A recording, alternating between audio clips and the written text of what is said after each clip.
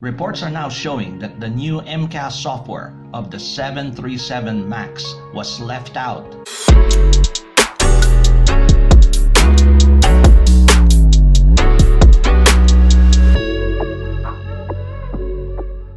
But this exact 737 MAX 8, which was only a few months old, had multiple failures in previous flights that were never corrected. And here's the big mystery. It appears the next crew that flew and crashed that 737 MAX 8 was never briefed about the previous crew's problem with the anti-stall system. What remains unclear is whether the previous crew that was lucky enough to have the jump seat pilot ever mentioned the incident, or if for some reason that message was just never passed along to the next pilots. We're learning more about what was happening inside the Lion Air cockpit before the plane went down. Right, and the cockpit voice recorder appears to confirm the pilots of the doomed Lion Air flight had no idea what was happening, because Reuters is reporting the pilots couldn't understand why the jet kept lurching downwards. 2 minutes into the flight, the first officer radioed the tower saying, quote, "flight control problem," which, by the way, is the exact same message the Ethiopian Air pilot radioed before that crash.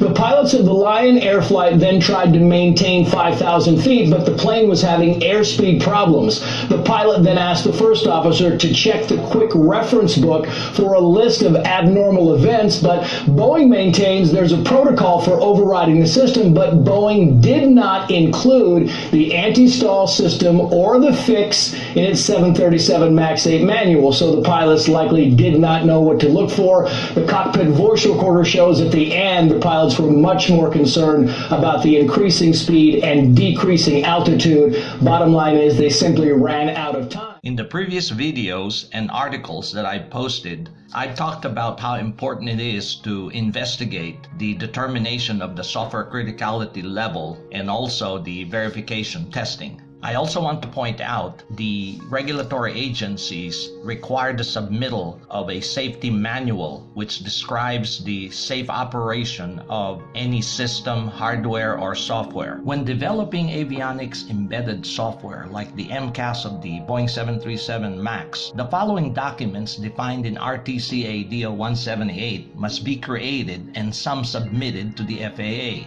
A safety manual is one of those. The critical information in the safety manual should be incorporated in the Airplane Flight Manual, or AFM. The AFM includes normal procedures as well as abnormal procedures during flight, such as unreliable airspeed and off-schedule descent. When critical hardware and software anomalies are experienced, the FAA issues airworthiness directives to immediately correct the problem, such as what happened after the 737 MAX Lion Air crash. Now, an FAA emergency order reminding pilots what to do in similar emergencies. Investigators, including Boeing, are going to have to determine whether or not this crew was properly trained. And of course, Boeing's going to have to focus on whether or not they have a software or technical issue. This is the airworthiness directive issued by the FAA. This directive is basically requiring the revision of the operating procedures of the Airplane Flight Manual in the event of an erroneously high AOA sensor input.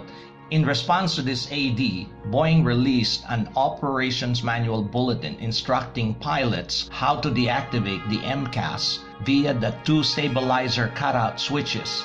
Here's a demonstration how it's done.